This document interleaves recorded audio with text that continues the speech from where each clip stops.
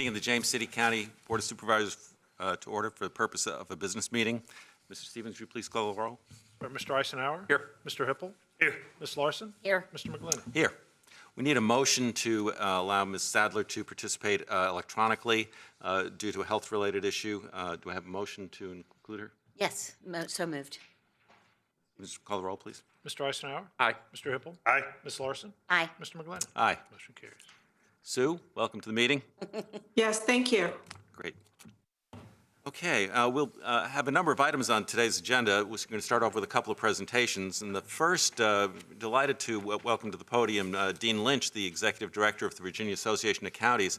Mr. Lynch is a very important part of the representation for counties in Richmond and a great source of information, education, and training for county supervisors and the county government by and large. So welcome. Thank you for taking time to be with us today. Thank you, Mr. Chairman. Again, it's good to be here, Mr. Chairman, members of the board, Mr. Stevens. I'm Dean Lynch, Executive Director of the Virginia Association of Counties. And for some of you who may not be familiar with Virginia Association of Counties, or VACo, we were founded in 1934 to support the efforts of county officials through education programs, through advocacy, and through our business development services. And thank you for making it possible for me to be here today to be in this stunning part of the Commonwealth of Virginia to recognize Ms. Ruth Larson and her achievements in the Certified Supervisors Program. A little bit about Ms. Larson's program that she went through is this program was founded in 2006. We have had over 100 graduates of the program representing 40 counties across the Commonwealth. Ms. Larson completed over 100 education hours to complete this certificate program, and this program is affiliated with the Virginia Association of Counties and Virginia Tech. So congratulations, Ms. Larson, on completing this program, and it's good to be here today to award her her certificate and her pins.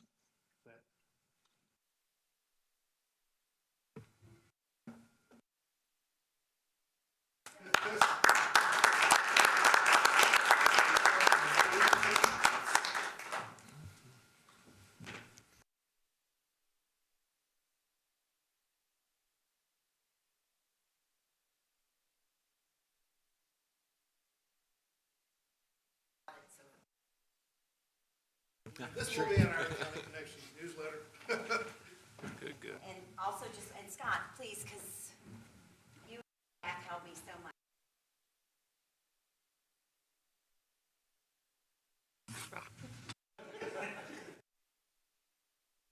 I have to take this off too.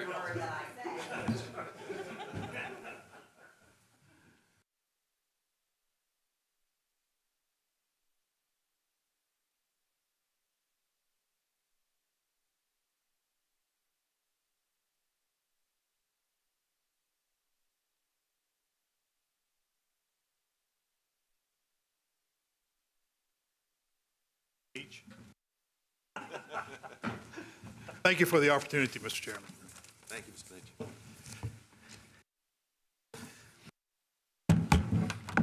Congratulations to Ms. Larson. Thank you. We'll be reading your term papers to make sure that they caught all the typographical errors.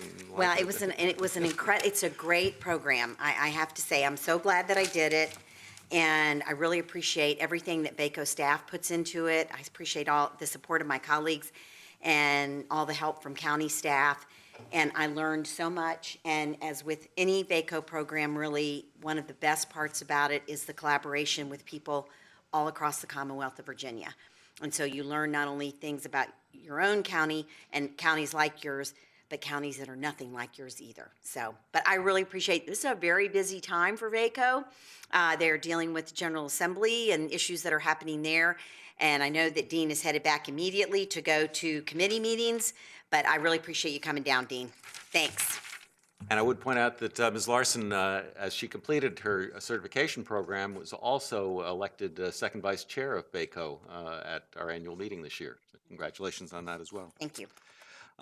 We now have a presentation from one of our favorite groups, the James City County Clean County Commission, and its chair, Peg Borman, is here today. Mr. Chairman, members of the board, Mr. Stevens, can you hear me? Excuse my voice, it comes and goes. Good afternoon, I'm Peg Borman.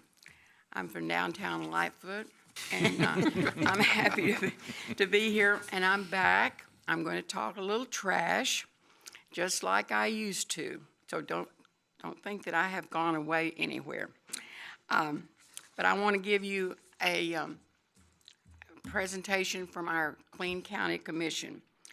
I thought maybe some of our members would be here, but I guess they can't make it. We have Charles Louderman from Berkeley, Kevin Radcliffe from Roberts, Tim Wim-Stanley, he's from, also from Roberts, Rachel West is from Berkeley, Heath Richardson is from Stonehouse, and Emma just finished her term with us this past fall, and she's decided she's not going to stay because she's going to be moving back to New York or something as soon as school's out. But anyway, I just wanted to let you know that we have some good news about a lot of things. We have a newsletter that was launched this month, and it's called All Hands on Deck. Perhaps you all might have got one. I think Cassie sent it out email. We also did a podcast the end of December, and it was, I think, a success. We had a lot of feedback on it. We're happy to have Heath Richardson with us. I forgot to say that. He's been a volunteer with the Boy Scouts and a lot of other things that we've done, but he's with us now on the commission, and we're very glad to have him. One of the beginning, we've just launched a program this past fall it's called Litter League, and it's litter cleanup kits, and we developed these things, different kits to be passed out at the libraries, and you can check out a kit and go out and clean up something and turn it back in, and then we have a report form. We've had 8 checkouts since November, and right now we've got 2 that are circulating in each of the libraries from Croker and Williamsburg. A group can also be formed, and a team can go to the office or Tuning Road and check out a kit and keep it as long as they want, as long as they're working with it. Because each library does have 5. Emma was real instrumental in getting this started, and we have the different topics are available on the website or on YouTube, and there's 1, 2, 3, 4, 5, 6, about 10 different topics that she put together, and the volunteers that work with it, as well as the topics that she had. The Litter and Recycling Expo in 2020. I don't think but and thank you, Mr. McGlennon, for coming out and supporting us during that time frame. We all look like drowned rats, and because there was cats and dogs raining as well as raindrops. Also, the results from that, and he was very instrumental in getting all the statistics about every car that came in. And of course, it was in conjunction with the hazardous waste that was on the other side of the school. All the information there, because we had from James City, we had 103 cars with 136 people. We had from Williamsburg, there were 18 cars with 25 people. York County had 3 with 5 people, and we had 2 cars that came from New Kent jurisdictions. So that it could have been considered a success, I guess, even though it was very wet. But the 2021 was much more successful. We didn't do the tracking of where people came in to restore, 53 for shredding, 14 tires, 10 for the glass, and 18 for shoes and clothing, 328 pounds of plastic, 2 tires that actually came in. And then we had 155 pairs of shoes that came for the soles for shoes, and 564 pieces of clothing. And all that kept, saved 4,000 to the environment. And we had 3,000 pounds of paper. That seemed to be the most popular part of it. And it was a cold day, but it was a sunny day. So, and then we had Earth Day. We hope that it's going to be a new tradition for us, because in the past we've celebrated Arbor Day with the Williamsburg garden clubs, and an Earth Day was celebrated with us. It might have been a black gum, I'm not really sure.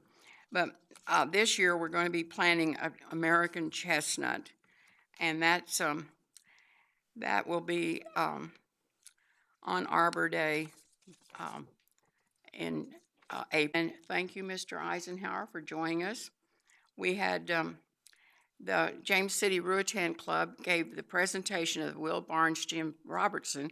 Some of you might remember Jim. We had the recipient for that. She was from War Hill, and I can't remember her name now.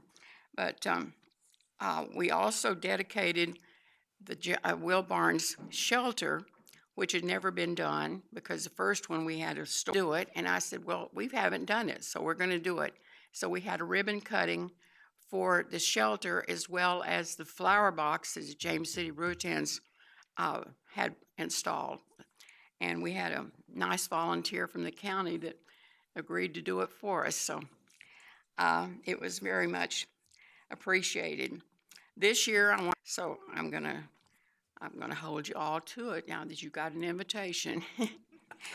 The Pollinator and Rain Gardens was at Veterans Park also, volunteers, and I tried my best to get everybody to sign up, but somehow or other, I didn't get them all. But we had so many people, it was just gratifying to see that many people out there. As you can see the picture, there's a large number of garden, as you can see over here on the left, at the same time. But, and we had another planting in the September for the fall planting. We want to make sure everybody takes a look at that sign when they're out there. And we have, in March, again, we had what the number was, but we had people out cleaning up in different areas of the county. We also had the spring, so we gave her a real initiation on that day. And we had 94 volunteers that came. I think it was 22 or 3 headed up, and there was a lot of you out there, I think, for that. And it was really great to have so many people that came out for it. But we had 119 tires. I think on your sheet it might have 27. We had 119 tires per club, and some of them, I think they risked life and limb for it to get those tires up out of those ravines, because there was so many of them, and they do a real good job. 5 tons of litter that was collected, disposed of, and we cleaned up 42.5 miles within the county. Now,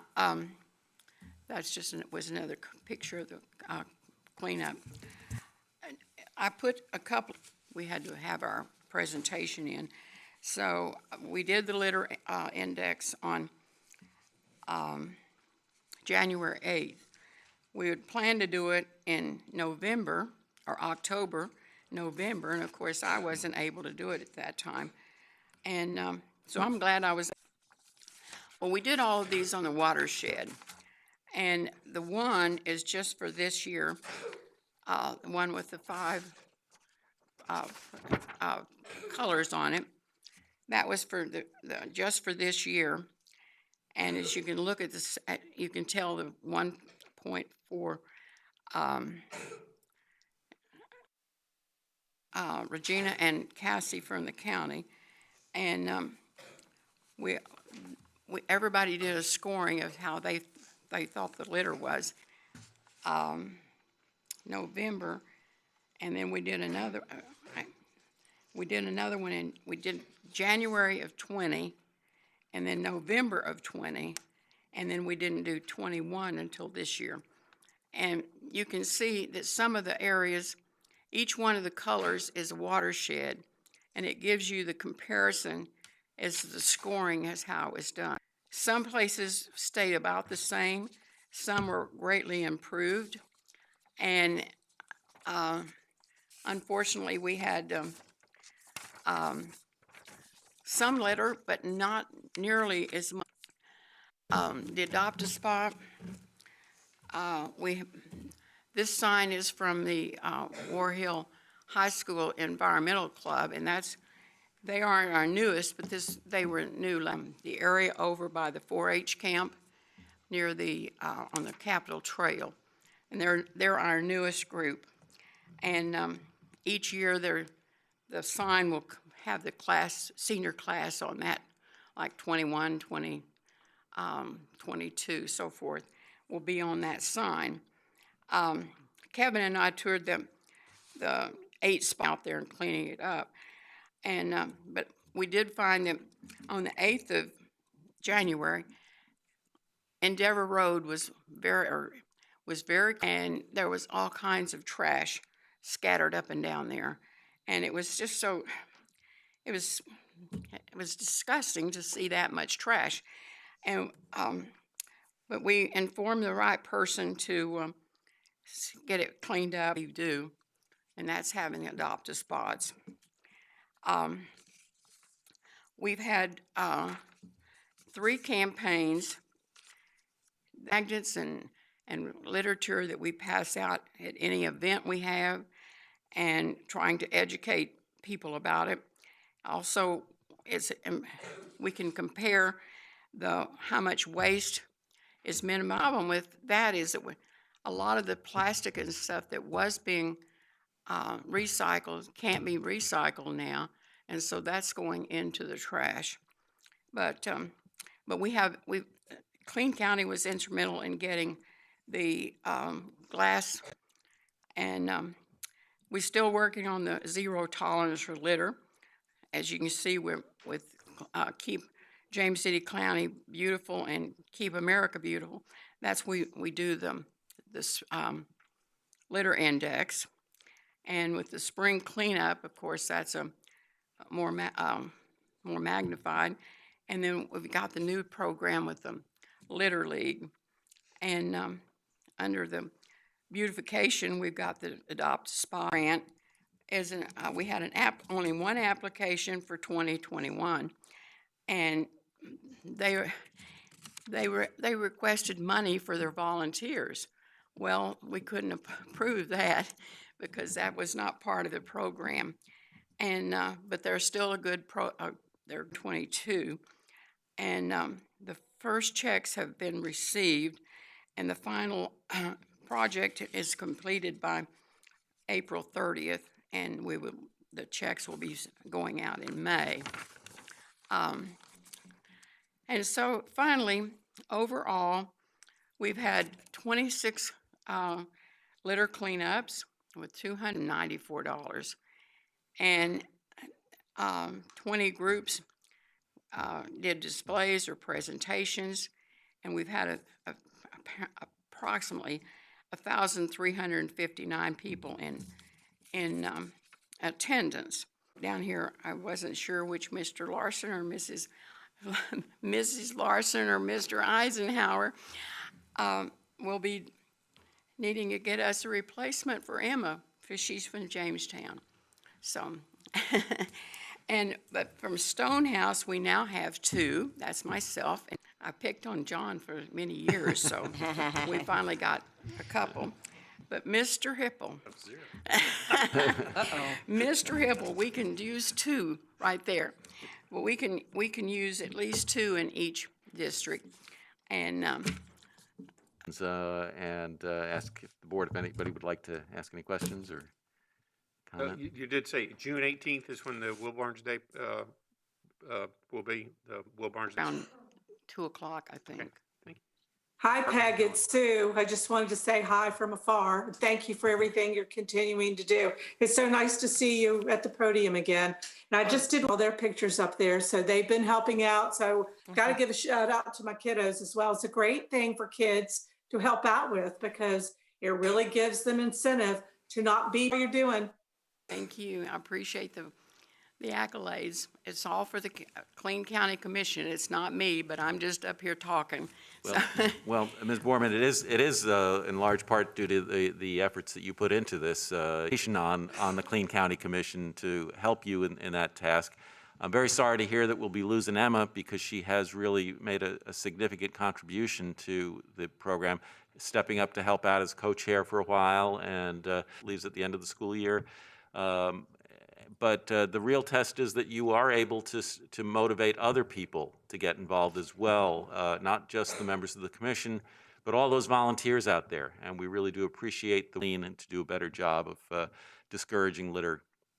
So you didn't really lose your voice. It's great to see you in such good spirits and so healthy. Okay, we'll now move to the consent calendar, and we have a very large consent calendar. I'm going to go through very quickly and then see if anybody has anything they'd like to remove for further information or discussion. We have acceptance of housing vouchers grant. We have additional appropriations of $220,000 for the 2019 Scattered Site Housing Rehabilitation Community Development Block Grant. We have 2021 Scattered Site Housing Rehabilitation Community Development Block Grant, adoption of the amended Housing Rehabilitation Program design. We have $127,000 for the automatic cardiopulmonary resuscitation devices. We have a contract award of $245,738 for Emergency Communications Center HVAC backup. We have dedication of streets in Mason Park Sub-Vest Partnership. We have a grant award of $47,797 for the Commonwealth Attorneys, the VSTOP Grant Program Fund. Grant award of $33,333 for fiscal year 2022 Law Enforcement Officer Safety and Wellness, addressing psychological needs, of $16,000 for the State Homeland Security Program. Almost done here. 21 emergency management, and finally adoption of a set of minutes from previous board meetings. Do I have a motion? The approval of the consent Fine. agenda.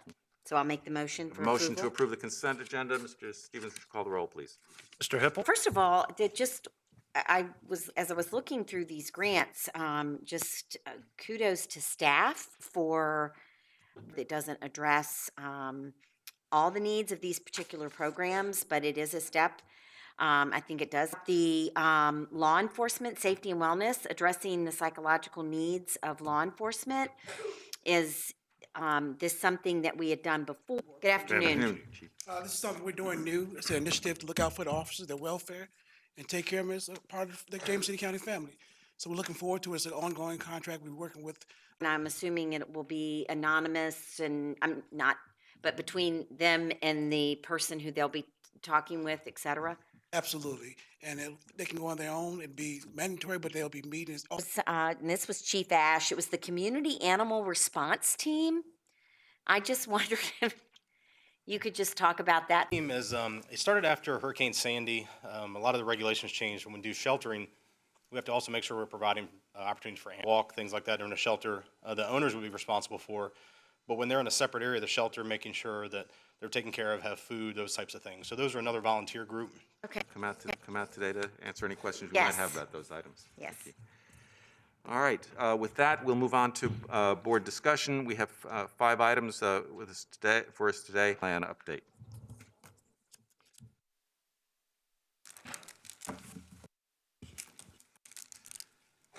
Good afternoon, Mr. Chair. Architects and Andrew McVeigh, the project manager with Mosley Architects.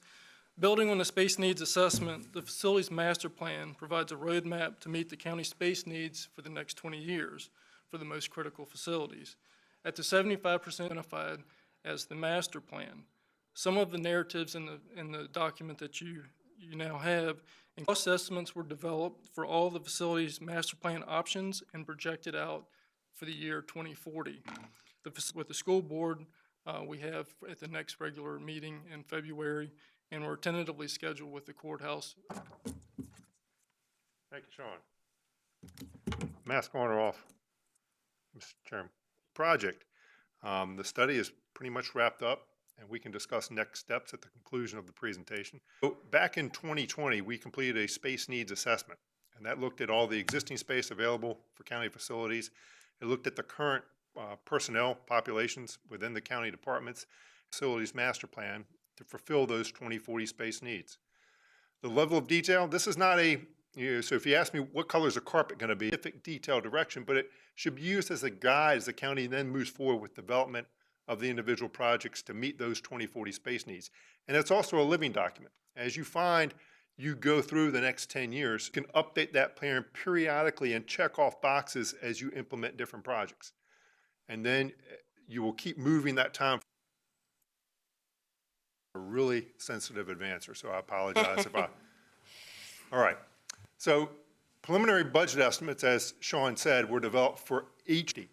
And those projects were based on 2021 dollars, and then we took those 2021 dollars and escalated them over the next 20 years, based all at one time. It's something that you will create a plan for and plan for over the next 20 years and beyond. So the plan looks at the most critical needs of the facilities. This is not a wish list. This is a needs assessment.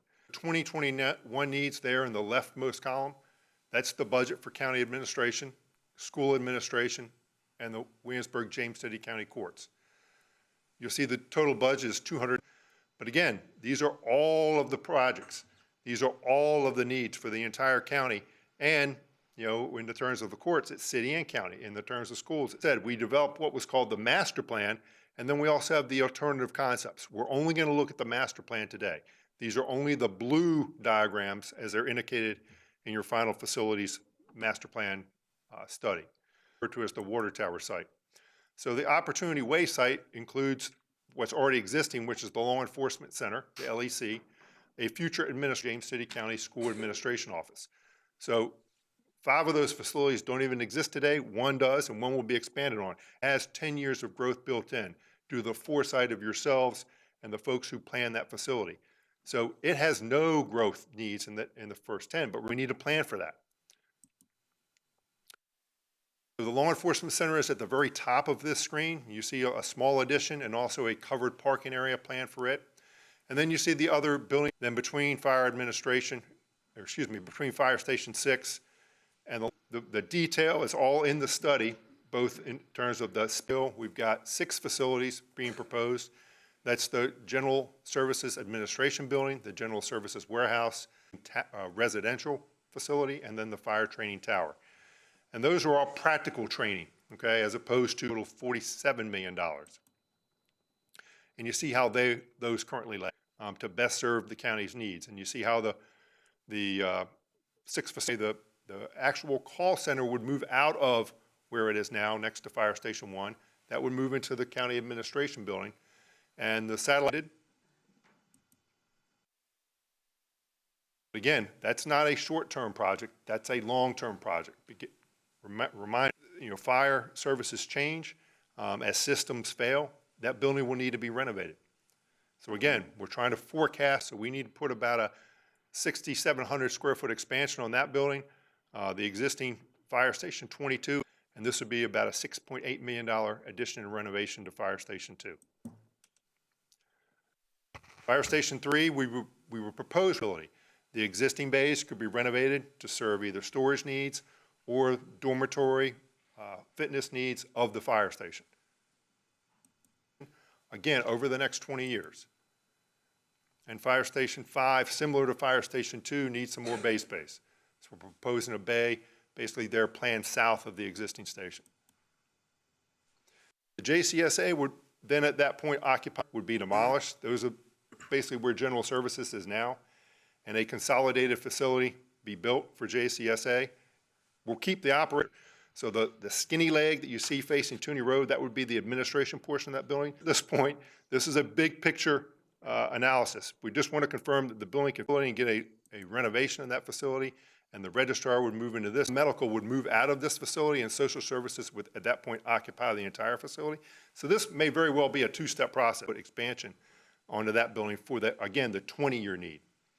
And a lot of these aspects have, that 1-2 or phasing portions. You can make them more affordable, right? And that's a strategy that the county has utilized many times over the past 50 years. The rec centers, so that this administration wing could also use these multi-purpose rooms for overflow and flex space. And this is your existing campus and the future of it. Any questions with regard to that? Thank you very much, Mr. Bell. Does anybody have any questions for Mr. Bell at this time? Cutting those big numbers into smaller numbers and starting to move them along the calendar to create CIP projects, and no one goes unneeded. Does that make sense? It does, and I think it's important to understand that presumably we're not looking at any one of those three, but rather this is kind of a continuum, so that some closer to 20 years out, and so the cost or more. Yes, Right. right. Right. I think when even if we were doing everything in $20-40, it's important to remember we're doing that over a. For those needs to just keep stacking up. But it's also clear that this is not the entirety of our capital improvements. There are going to be other issues that we are dealing with, inventory. Yes, Mr. Chairman, that is correct.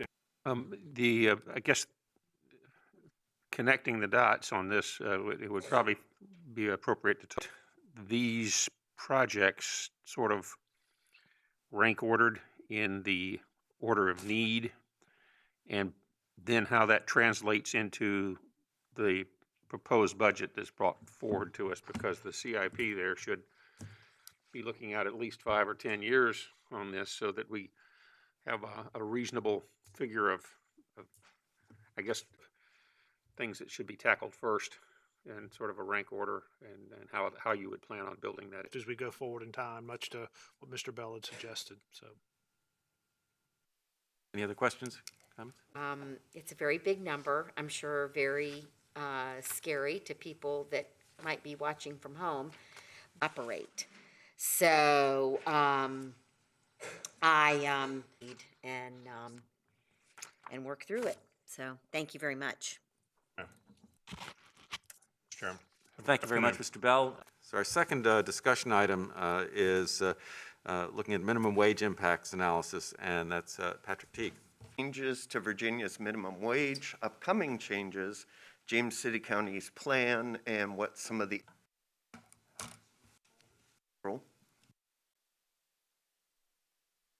January minimum wage moved from $9.50 to $11 per hour.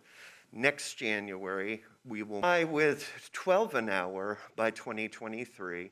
Employees will migrate $12 an hour, and the resulting modified pay scale, salary range 6 will be our new minimum, and that will mean we're in. We have approximately 1,100 employees. 75% of those are full-time. We currently have no full-time employees that earn less than $12 or under the $12 an hour. So those 264 non-full-time, so the other thing we have to look at is the base compensated the same as someone who perhaps has only been here 1 or 1.5 years. So, and there's also full-time employees who would be adjusted. In the example below that's cut off a little bit, full-time circulation assistants that may then well be within a few dollars of that individual. Our goal, we've completed phase one. We met the $11 an hour on January the 1st. And then we are hoping on wage for next January. Each of these phases, again, have compensation adjustments, and that does include our benefit changes. So 0.5% wage increase, and our cutoff is 16 per hour. No adjustments occur to staff over 16 per hour, $15.99. Oh, so $12? Oh, I'm sorry? So this is what the cost summary looks like for fiscal year 22. We're estimating $113,070, and that shows you the benefit breakout for the compression adjustments for full-time.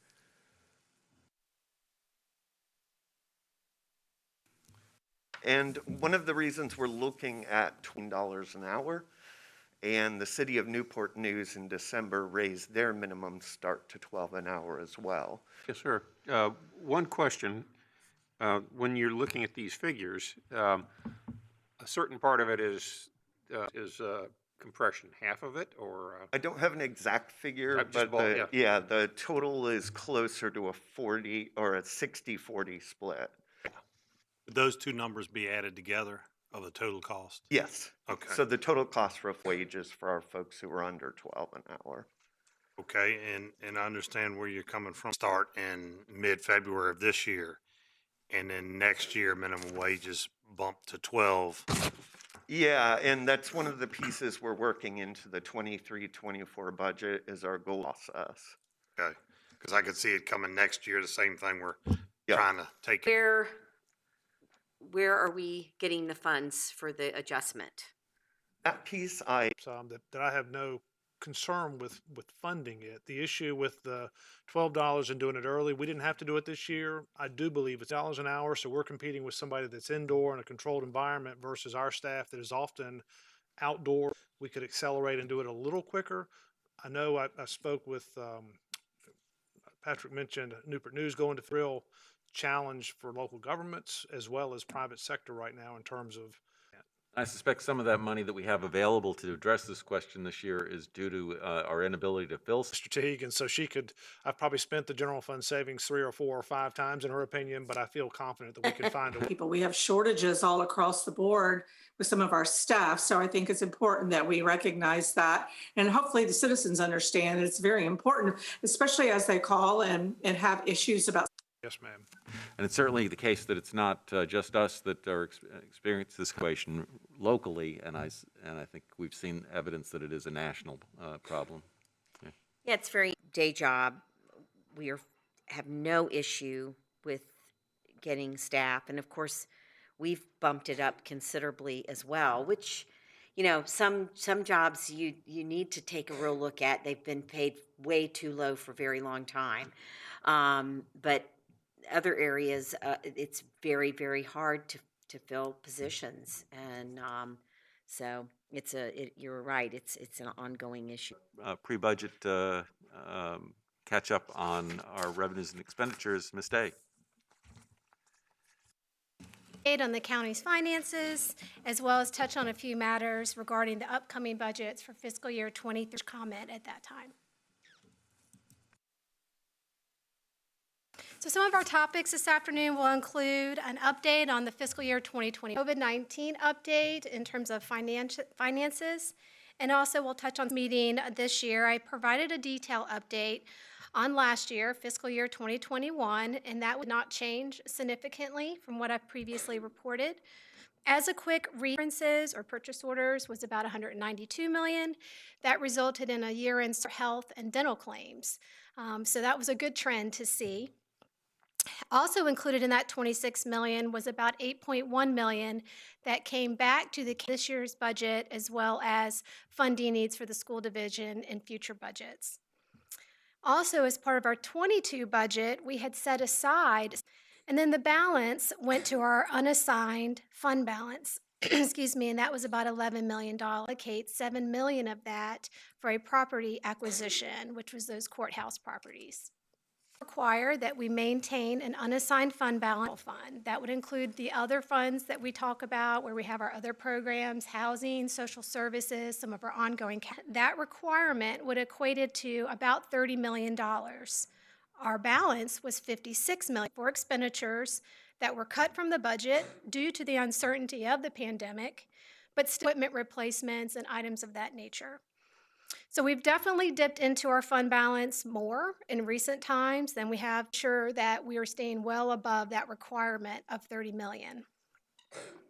So the next two, that our fund balance provides cash flow to us to help us get through not only tough economic times when the revenues are down, but also twice a year. So there are certain months where our cash is high and certain months itself could be low because it's been a while since we've collected taxes. So we have to maintain a healthy borrow. We have significant projects in our CIP every year. We try to avoid going to market and borrowing money every year because it costs money to borrow money. There are really wait until we have several significant projects that make sense to borrow for, and then we at a time where our actual cash normally would be low because it's been several months again since we collected taxes. We do receive some feds to a year to get those reimbursements. So again, that fund balance is there for those purposes. Imbalance. How are we going to continue to pay that expenditure going forward? The example that came up today was minimum wage. We want to replenish our fund balance when we do use it. Generally, when we use fund balance, it's really after we've determined that we don't have, we're looking at the current year and we're doing a projection on where we think we're going to end the year grants that we've been awarded. That's just tonight. That was $500,000 of grants, 10 grants across 6 departments. Utilize other people's money beside our own. So moving on to this year, fiscal year 22, presented here is doing much better than we were this time during the height of the pandemic. I mentioned earlier that general property taxes is the county's largest, are really in the other local taxes, the state and federal, and then the uses of fund balance. I'll talk about the other local tax, sales tax for education. It used to come to the county as revenue, and then we paid it to the schools as an expense. And now it goes directly to the school division. It doesn't funnel through us at all. Last year, in fiscal year 21, we used it to fund some purchase orders. We did have some supply chain issues, so we had to buy some things. 21, we had reduced our overall budget by 10%. There were some things. Fiscal year 22, we're using fund balance to fund $5.8 million of planned projects back to the school division for the design of a new preschool. And we again had some outstanding purchase orders from last year of about $1.5 million. To narrow our focus on the harder hit areas during the pandemic, this is a snapshot of how our major tourism driven and our meals and lodging has a 1-month lag. So we're really looking at about 4 to 5 months worth of activity as opposed, and the pandemic really did hit us hard last year. Not on this slide, but worth mentioning is, I didn't put the numbers on the slide because it got hard to see. But basically, for sales tax, when we compare ourselves how we're trending this year to 2019 sales tax, we are now trending about 1.2 million. And so that's about a 30% increase, most 13% over the actual numbers before the pandemic. So that's in highly volatile times. So obviously we have the Omicron variant here now that is impacting our local economy, and we've had some recent inclement weather. See a downward trend again. Not shown in the figures above is the new cigarette tax. It was a new tax, $100,000, and through December we've collected almost $350,000. But that's really only 3 months. We will come in above budget. And just as a reminder, that specific revenue source was earmarked for CIP for this year. Assuming all expenses did come in evenly, we would expect to have spent about half or about 50% of our budget since we're 6 months in. It's really skewing that at 72%. And I'll touch on that next. So this stands, most of the departments that are under that, where you're seeing the 46, 43%, that is primarily due to turnover. The question came up earlier again about the minimum wage not being budgeted this year, and that is just across the board. We are seeing it in every department where we had turnover and vacancies. We've also had some early retirements. For those areas tracking above 50 admin, that's where we pay the county's annual insurance premiums. It's also where we pay the county's annual audit. The insurance, very similar scenario. Most of their equipment maintenance contracts and their software contracts are due at the beginning of the year. And then the other category, that's the one that was at 72%, that was really throwing off that overall percentage. That's the area that we fund our outside agent, the general funds contribution to social services, housing, capital programs. All of that money gets transferred at the beginning of the year. So again, it's going to skew higher than 50%. So real quickly, in terms of the COVID-19 funding, as a reminder, I did want to mention that the financial information that I present does not include COVID funding. Those dollars don't get commingled or distort just our ongoing operational outlook. COVID funds, of course, are one-time funds that are really meant to help with the pandemic, and they're not an ongoing revenue source for the county. It's December 31st, 2021, and we met that deadline and fully utilized every dollar. Our ARPA funding uses were approved by you earlier this year to start some of those capital projects. We are continuing to watch inflation and also the supply chain and make modifications as we need to. I also wanted to mention in terms of ARPA, the Treasury Department just recently released its VACo and VACo to ensure that we have all the proper procedures in place. So these have been some severe economic ups and downs. We've seen recovery in certain revenue items such as tourism, but again, when you personnel issues, turnover, and significant increases in the cost of construction. So to touch on the upcoming budget, of course, 23-24 is our 2-year budget. The first year is appropriated. The second year is a plan. We are in the midst of what's been done on the budget at this point. We have been working, finance has been working with human resources on the personnel needs for the next 2 years. The CIP requests have been submitted, reviewed, and sent to the Planning Commission to begin their work in terms of those requests. We've received our outside agency funding requests, and we've begun our analysis of those. And we're also working on our revenue projections for the next 2 years. There is great uncertainty, of course, with the state's budget. And then in closing, there are a few dates that I thought were worth mentioning. We obviously had our pre-budget public hearing back on January 11th, here with you this afternoon, providing a financial update, projections, and working to balance the budget.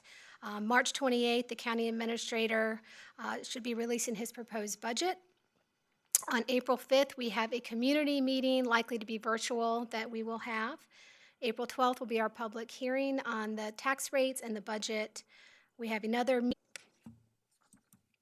And with that, that concludes my remarks. Happy to respond to any questions, comments you may have. Thank you very much for that brief. I always bring it up. I know that our, 12% in the fund balance is, I just would love to see us, if we could, push it to 14. And, even if we dip down to 10, that gives us a lot of room to be able to maneuver and buy certain, see if there's anything we can, and I know Davenport's always telling us 12 is a good number. Most of them don't get to 12. I just want to say thank you. I always appreciate these updates, and I think they're so important to the citizens about January, for sure. We've seen with the new variant plus the weather, at least some local residents that I know went out, ate there. That does help us as well with meals tax. And some of the hoteliers we've had COVID. The tourism market right now has been strictly leisure. So we've had nothing really international. Jamestown said that they have several school groups that are scheduled to come out as well. So we'll hold our bit.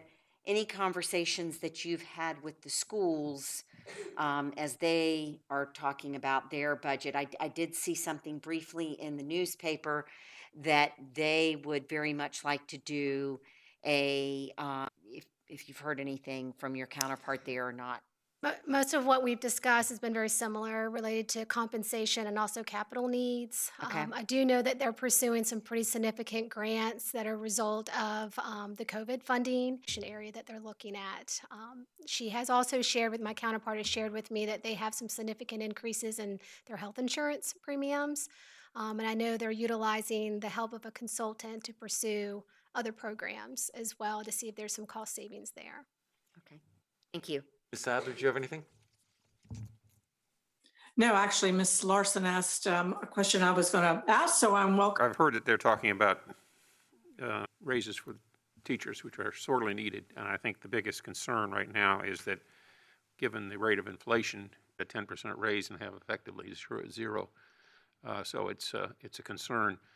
I don't know how you skin that cat, but I think that's something we'll have to wrestle with in this upcoming budget. We had a structural change, right, where we used to pass that money through, and it appeared in our budget, but now it's going directly to the schools. Do you have a sense of the money that we receive from the sales tax that we kept? How much That comes to the county that we maintain. We previously 1.125% amount now goes to the school division. So they get theirs directly, we get ours, and we keep it. Okay. So they've seen the same type of increase in the 20 to 30% range. So I guess what I'm wondering about is if we looked at what that would look like if we had already applied that direction of the sales tax money for education to the schools. The only thing that is left, we really receive very little federal funding. I think we receive about $8,000 for payment in lieu of taxes. The rest of that category is constitutional officers and money that we receive from this. However, because of turnover, we haven't received the full allotment. When we have turnover, we have expenditure savings.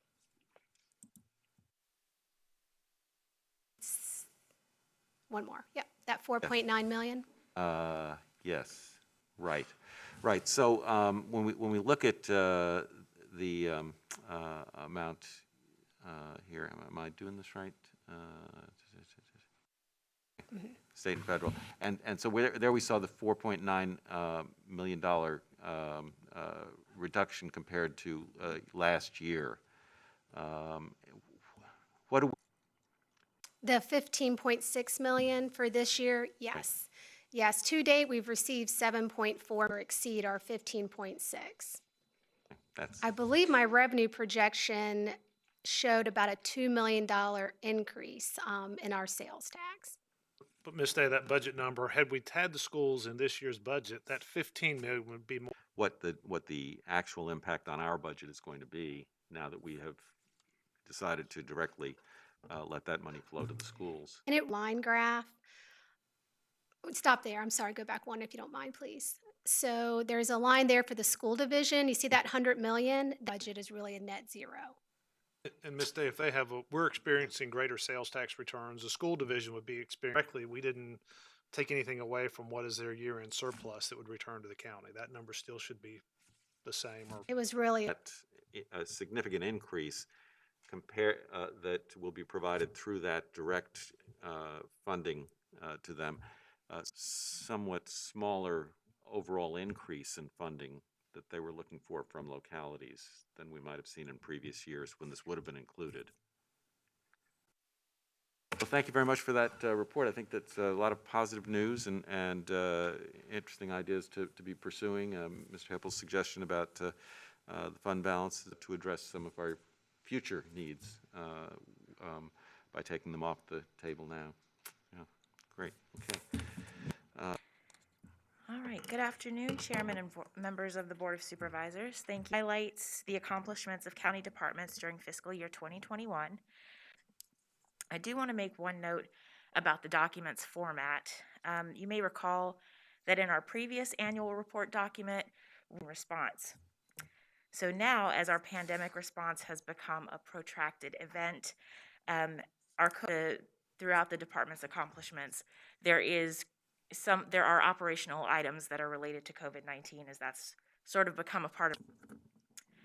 I'll begin with a brief summary of our COVID-19 response. The Greater Williamsburg Community Partners.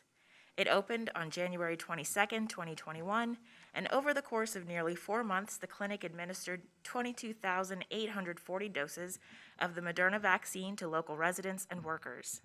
County departments expanded at-home versions of some of their special events. Social Services Housing Unit provided more than $1.4 million in assistance for pandemic-related needs, including emergency to the previous fiscal year. In county administration, a second assistant county administrator position was created with approval from you all, the Board of Supervisors. We established a diversity, equity, and inclusion team, and the communications division launched from the helm 2045, the comprehensive plan update process. Substantial progress occurred for several important transportation along Forge Road. The Office of Economic Development worked with and assisted more than 125 existing small businesses with securing all available pandemic relief funding association for its role. After 2 years of preparation, financial software system called Munis. FMS managed over $30 million in federal funding. Those are acronyms for a reason. That's a mouthful. Worked with departments to restore operational budget needs. The county closed out FY 2021. Audit rating was reaffirmed during that process. Our fire department took the lead on behalf of James City County Communications Center consoles to enhance social distancing and improve technology. The department also improved For general services, following the implementation of extensive floodplain management activities, the county has been elevated, the first community in Virginia to receive a Class 5 rating. As a result, county homeowners special flood hazard areas. General Services Fleet and Equipment Division continues to incorporate alternative fuel equipment into the county's fleet, and the department also to a virtual format for its benefit open enrollment and new employee orientation. It was conducted in partnership with Virginia Tech and York County. HR also developed and implemented the county's COVID-19 services to replace the county's 25-year-old financial system. They worked with Cox Communications to Parks and Recreation partnered with more than 40 community organizations to offer more equitable access to recreation services, including a day support program for young adults with disabilities. Front Park Shoreline Stabilization Project mitigated the eroding of steep banks along the Chickahominy River and Gordon Creek through the establishment.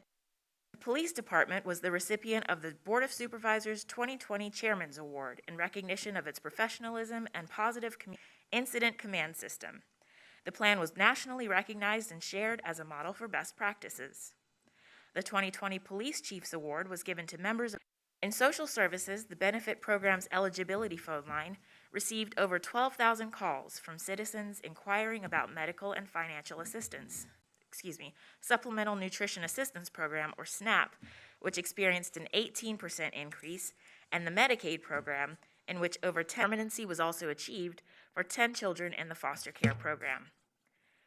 Last but not least, after a delay due to the library's ongoing partnership with William & Mary resulted in a successful One Book, One Community reading event. This concludes our FY 2021 annual report. Thank you for your time, and we would be happy to answer any questions.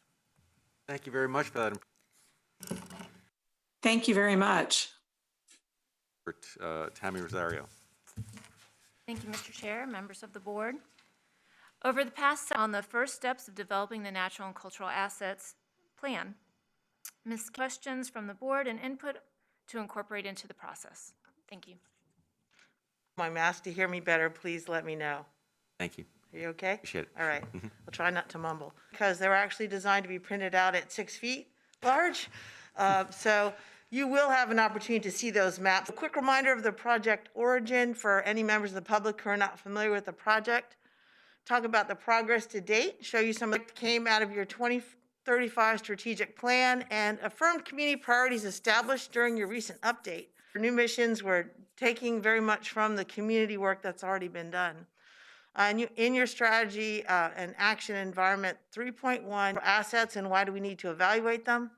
Well, as we have explained in the past, nature is also part of our asset portfolio. Most valuable places are so that we can add them to our resource inventory, know their worth, and then decide, such as farms and forests that contribute to the economy, protecting and preserving water quality and supply. You have a lot of your water coming from storms are going to keep happening.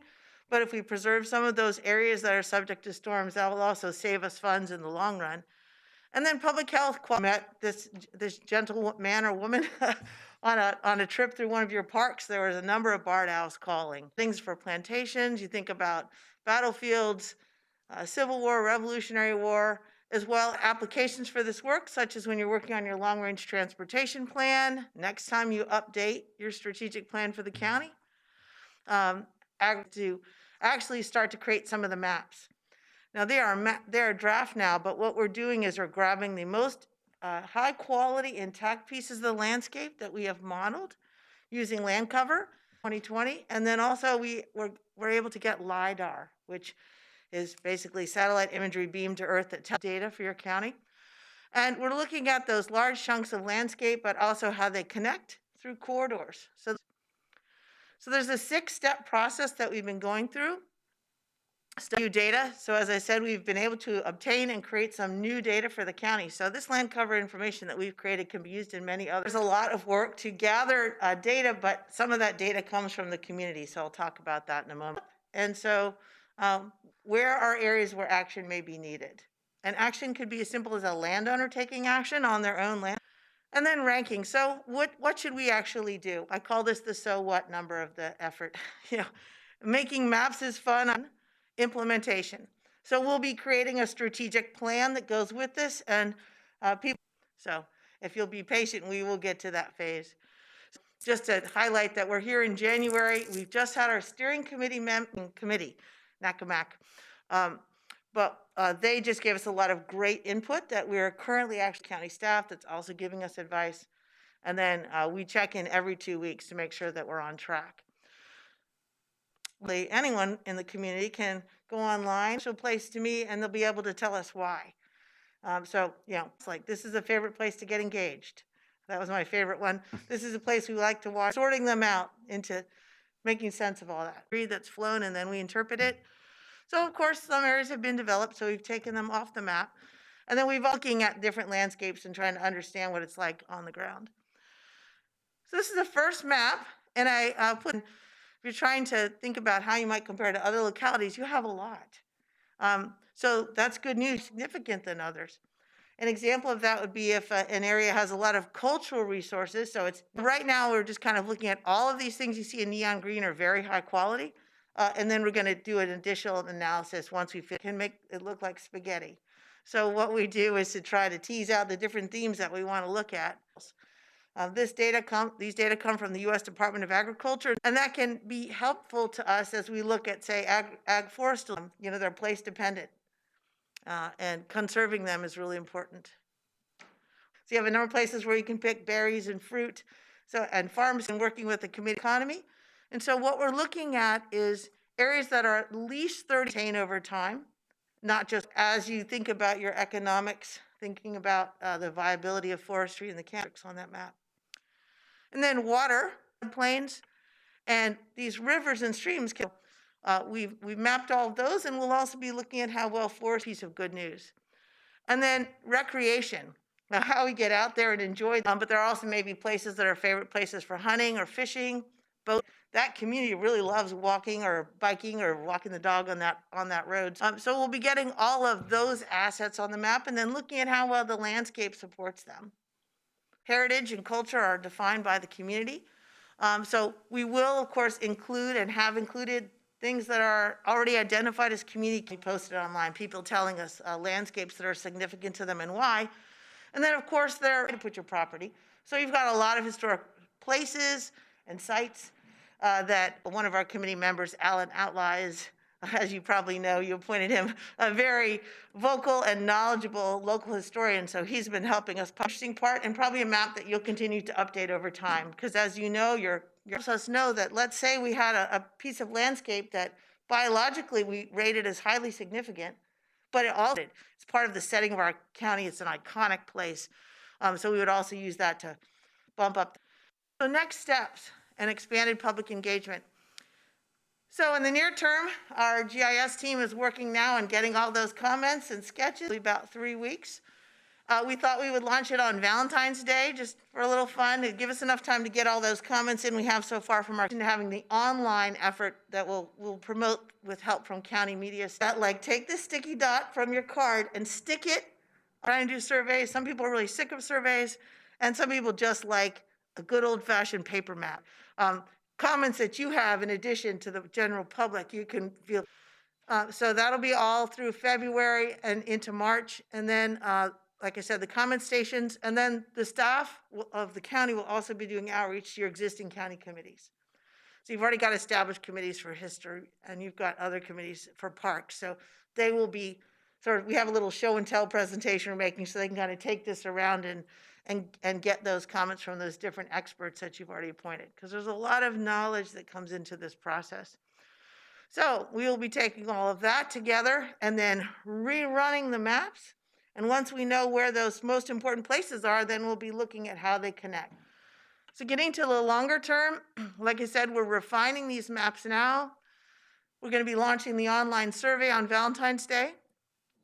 We're going to be then taking that information from the public, moving into the spring to looking at both risks and opportunities.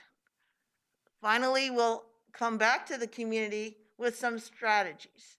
And we'll be also back to the Board of Supervisors. So we want to get more of a vague notion summer, but part of this depends on how much input we get, how much time. Virginia, some people think we're in Charlottesville. We're in Scottsville. It's a little town on the James. Sharp is our GIS analyst.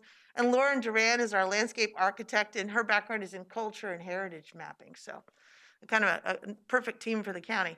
So with that, are there questions or comments from the board at this time? Yes, ma'am. Somebody was asking, I think that's a perfect day to launch it. So good for that. I did have a question about the survey. Yes, that's a great question. The survey is literally half drafted sitting on my desktop computer. So as soon as I get back to the office, I'll launch, because we want to have time to perfect the survey, make sure it makes sense, have the right instruction. Able to provide input with those questions? Absolutely. We'll pass it through them online. Questions, comments? Question, I own a chunk of land. And somebody goes, that's the spot I like, and they start pinning, this piece of land is significant because of this, this, and this. But I can see that also being a risk. I can see it starting out as a plan of, these are significant areas for James City County, which I agree we ought to keep as many as possible. But also we have owner going to compensate me for this significant part that I own and pay taxes on.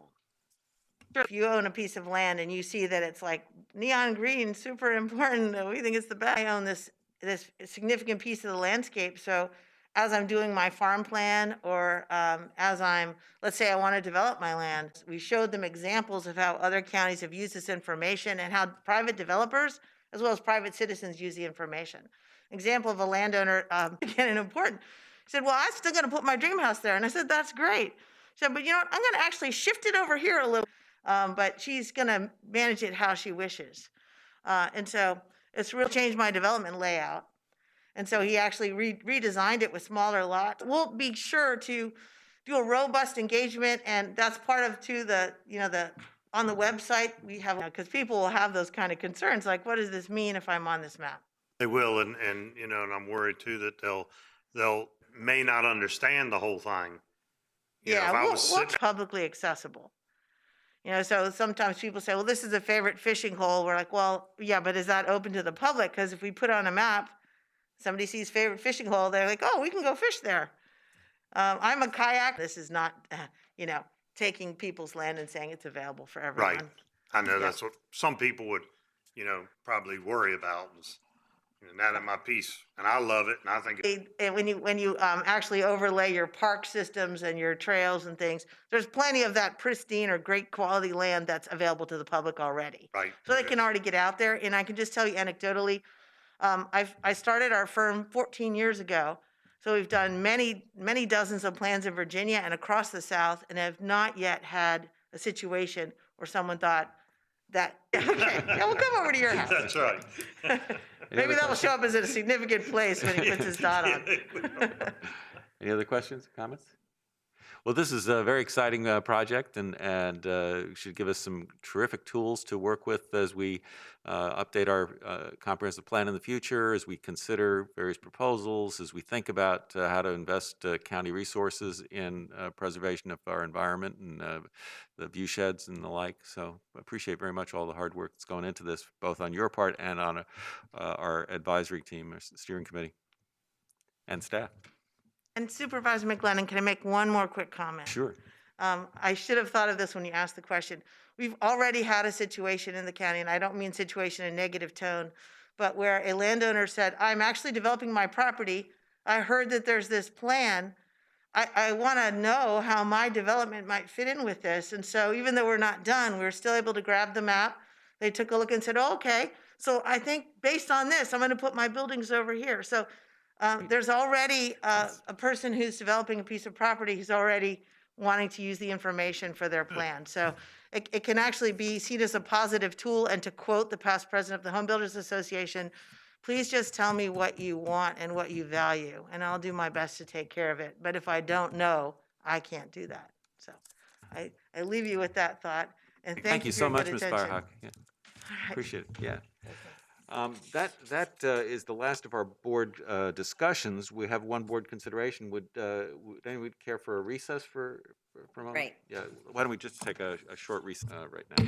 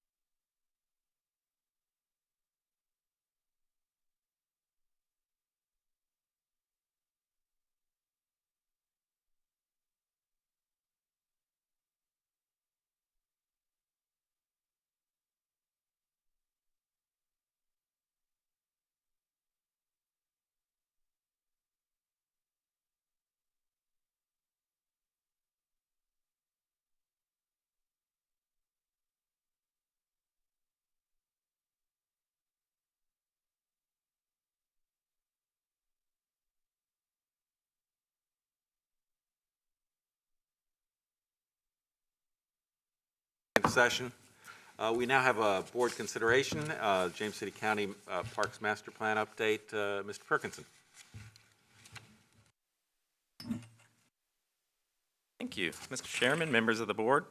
We are pleased to share with you the Park Master Plan updates for Upper County Park, the James City County Recreation Center Park, and the War Hill Sports Complex.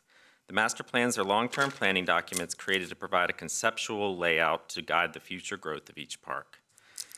These plans were prepared in 2021 by an interdepartmental team of county staff from the Departments of Parks and Recreation, General Services, and Community Development. Following the process used in the Shaping Our Shores Master Plan update, the team met on site at each location and held several planning meetings. Each park was reviewed separately, taking into account water restrictions, equitable access, environmental concerns, resource protection areas, zoning, building codes, new trends, and citizen needs. Initial drafts were created in these meetings and presented to the board in April of 2021, and the team solicited input from the public through a month-long survey period, a virtual public meeting, and a Facebook Live presentation in May of June of 2021. We received 174 online and paper surveys regarding the plans. And so the plans were revised based on that input from the public and from the board, and the proposed plans that we brought today have been supported by the Parks and Rec Advisory Commission and the James City County Planning Commission. So these master plans are conceptual. The elements may not be drawn to scale or located in their exact future positions. Following approval, the elements of these plans will be prioritized and included in the Parks and Recreation Capital Improvements Program requests. Before any improvements are made, the special use permits for each park would need to be amended to include the changes. So what I thought I'd do is go through each park map and kind of talk about our existing amenities and what the team is proposing and adding in each master plan. So to start out with, I have Upper County Park. So Upper County is one of our oldest parks. It opened in 1984. There was a draft master plan for the park created in the early 90s, but there's no current approved master plan for the site. So we started with existing park amenities, which there are many. This park is fairly well built out. And we incorporated citizen feedback and data from our 2017 Parks and Rec Master Plan to guide potential future amenities. So the master plan identified a lack of several park amenities in this region of the county, notably hard surface trails, gymnasiums, rec centers, and indoor pools. In the citizen survey, a multi-use trail, splash pad, and off-leash area were the most requested amenities at this park. Currently, this park features a 25-meter outdoor pool, a toddler pool, basketball and sand volleyball courts, picnic shelters, a playground, mountain biking trails, a primitive camping area for youth groups, restrooms, and a seasonal concession. And our team is recommending the following additional amenities. The replacement of the existing toddler pool with a splash pad spray ground feature, a half-mile paved multi-use trail, community gymnasium with two full-sized indoor courts and fitness area, pickleball or tennis courts, an off-leash dog area, and an archery range for county programs. And additionally, park maintenance area and increased parking to support those new amenities. The next park we looked at was the James City County Recreation Center Park. So this is essentially all the grounds around the rec center, but it also includes a parcel that was adjacent to the rec center that was a former site of a JCSA water tower. So similar to Upper County Park, there's no existing master plan for this area, but it is largely developed outside of that parcel. There was a conceptual plan for that area from the early 2000s, but no adopted plan. So in our citizen survey, we got a huge response from our skateboarders on the potential expansion of the skate park. We've got a lot of feedback also on the addition of an off-leash area. So currently we have the recreation center, the skate park, 2 lighted softball fields, 2 lighted rectangular fields, a 2.1-mile multi-use paved trail, and an ADA accessible playground. Our team's recommending, in addition to that, the possibility for future expansion of the James City County Recreation Center, expansion of the skate park area, picnic shelter, an off-leash dog area, restrooms to support the picnic shelter, skate park, and off-leash dog area, and a restroom concession building to support the softball fields on this site. And lastly, we looked at the War Hill Sports Complex. So the War Hill Sports Complex Master Plan was last updated in 2016, and since that time, new features such as a private indoor pool facility and community garden have been added to the park. Additionally, some amenities originally featured on the Park Master Plan have been represented at other park locations, such as the potential running center at Jamestown Beach Event Park. Since it is used by so many different groups, before we even started our process, we held a meeting with our 22 community partner organizations to solicit feedback and determine needs for this complex. The feedback we got from them primarily were more lighted rectangular fields, more full-size baseball fields, and softball fields to support the growing participation in senior softball. And then additionally, in our citizen survey, citizens expressed a desire for full-size baseball fields, again, an off-leash dog area, and tennis courts. So we recommended the following additional amenities to this plan. A synthetic turf field complex featuring 2 lighted softball and multi-use fields and 2 lighted large baseball multi-use fields, restrooms and concessions to support that area, a stadium complex featuring a baseball and softball field, redesigned connector road between Long Hill Road and Opportunity Way. And just to give a little more insight on that, we currently have a connector road about where that letter H is that connects from the parking lot and essentially connects Opportunity Way to the entrance to the park on Long Hill Road. Our proposal is to take that road out of the middle of the park and go around our park amenities. The addition of the existing private indoor pool facility, lighted pickleball and tennis courts. We added the existing community garden to the plan and the existing general services grounds maintenance facility, and of course parking to support these new amenities. And then also there were a few items on the 2016 master plan that we proposed to eliminate. One large field from the baseball complex A to enable us to expand parking in that area. 7 of the multipurpose rectangular fields, we kept 4 that are the letter F on this plan, but we had 11 in that area originally. A proposed indoor sports facility, a BMX park, and the running center. So just to reiterate, following the adoption of these plans, the individual amenities that we've mentioned will be prioritized and included in the Parks and Recreation Capital Improvements Program requests. Community input, citizen needs, and available funding will drive the timing of funding for these projects, and before any other improvements are made, the special use permits for each park would need to be amended to include any changes. So I'd love to take any questions, comments. Thank you, Mr. Perkinson. Anybody have questions for the staff about the master plan? So thank you very much. First of all, I think Parks and Rec does a great job. I think it's one of the best amenities that we offer here. However, I have some concerns. One being pool. Yes, we have a private pool out at the War Hill track, but what planning is there moving forward for more public pool space for our high schools if we should get into a situation? I know that part of our lease agreement has us, our high schoolers being able to Fort Eustis this year. They weren't here because you're coming up against a private organization club trying to get their practice in as well. Plus, it just doesn't, aquatic facilities are very expensive to run, so, they have to look out for their bottom line as well. So while this may not be part of it, I hope it is part of a master plan in the future, having some pool, so we cannot have our high schoolers practicing there. We have waited years for a softball field out at the War Hill track. We're going to do 2.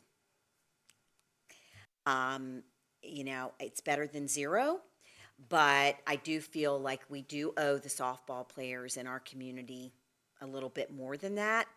Pickleball users for the past few years, and I know it is a growing sport, and I appreciate that.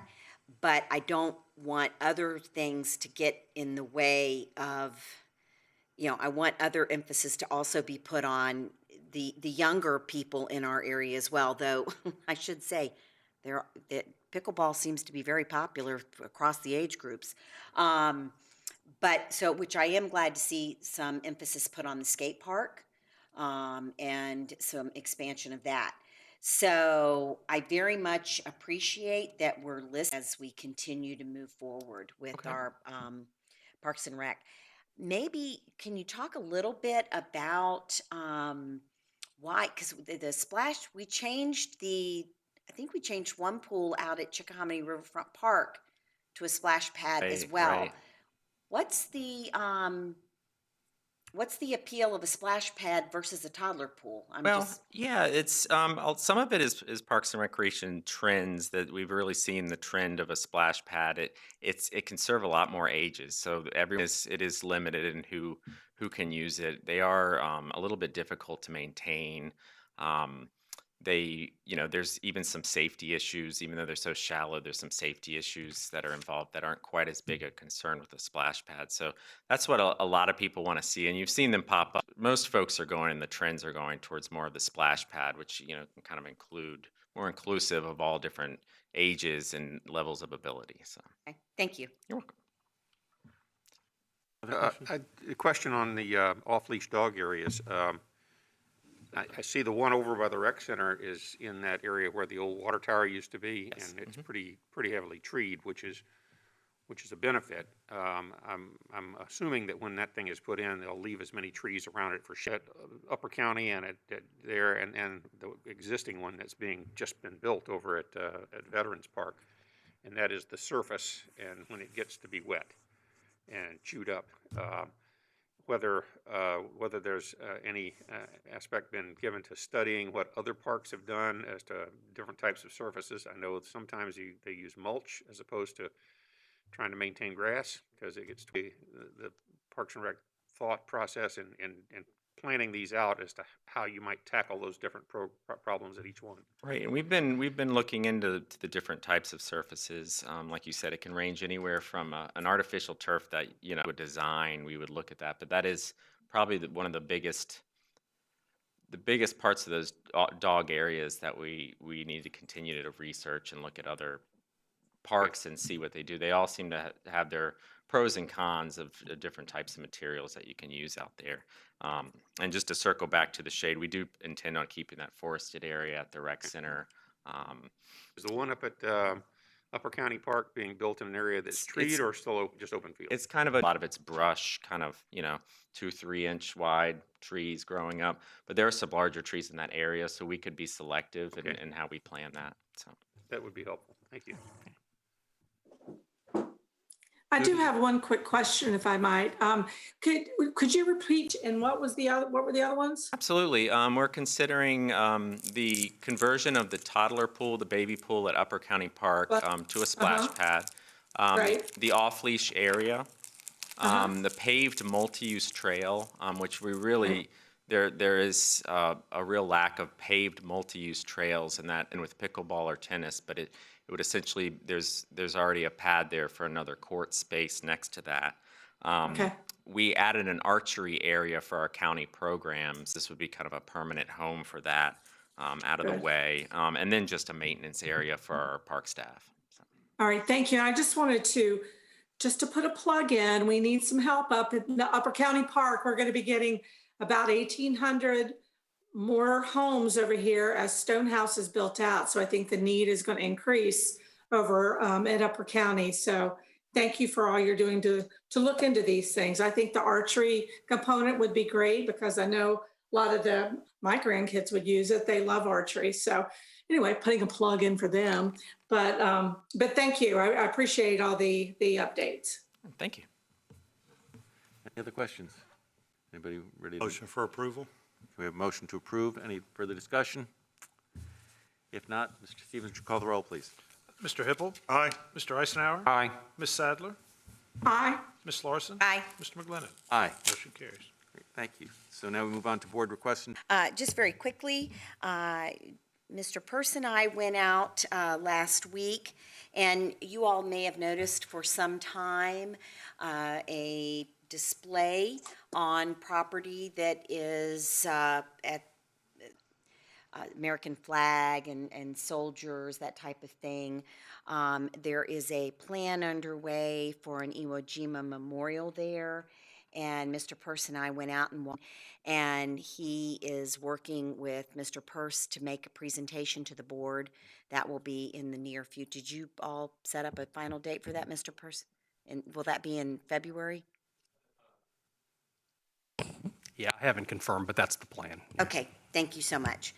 And then also up to date, we did have a presentation from the Student Youth Travel organization. They talked about the student travel is starting back.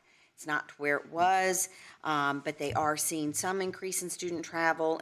And then also Ms. Sadler and I participated in a Zoom with a group of citizens last week that we were requested to participate in. So, thank you. That there was a inducement resolution for an $8 million bond for Blaine Landing, and they'll be coming to us within the next couple of months for approval. And also the EDA approved a request to extend the sales agreement study period for the property under contract tomorrow. But and congratulations, Ms. Larson, on completing your VACo certification. Your colleagues are very proud of you, and thank you for your participation in that. Thank you. Let me just report on a couple of meetings I attended. Last week, I attended the Hampton Roads Transportation Planning Organization meeting, followed by the Hampton Roads Planning District Commission meeting. A lot of discussion of transportation issues, obviously, opportunity to interact with other members of the region. We heard a very interesting briefing on economic development, including a fascinating report on the Virginia ports. Which was presented by Stephen Edwards, the CEO of the Virginia Port Authority. And then I wanted to take a moment to recognize that we lost another distinguished citizen, Bill Person, who served as both Commonwealth's attorney and then later as a judge, passed away recently. If you have not had the opportunity to see the obituary that he wrote himself, it is a fascinating and very unique document. So I think it's important to recognize the many contributions that he made as a member of the court system here in the Williamsburg, James City County area, and wish his family well. Thank you. And that's it, Mr. Stevens. Do you have a report to County Administrator? Nothing to share with you today, sir. Okay. With that, I would look for a motion to go into closed session for discussion would adversely affect the bargaining position or negotiating strategy of the public body pursuant to Section 2.2-3711A3 of the Code of Virginia and pertaining to 6616 Cranston Mill Pond Road, as well as property along the Brickbat Road corridor, Jamestown Road corridor, and the Forge Road corridor. Also for consideration of a personnel matter, the appointment of individuals to county boards and/or commissions pursuant to Section 2.2-3711A1 of the Code of Virginia and pertaining to the Planning Commission, and consultation with legal counsel employed or retained by a public body regarding specific legal matters requiring the provision of legal advice by such counsel pursuant to Section 2.2-3711A8 of the Code of Virginia, and discussion of the award of a public contract involving the expenditure of public funds, including interviews of bidders or offerers, and discussion of the terms of the scope of such contract, where discussion in open session would adversely affect the bargaining position or negotiating strategy of the public body pursuant to Section 2.2-3711A29 of the Code of Virginia. So we're hitting a lot of different sections of that code. Do I have a motion to go into closed session? Aye. Motion carries. Great.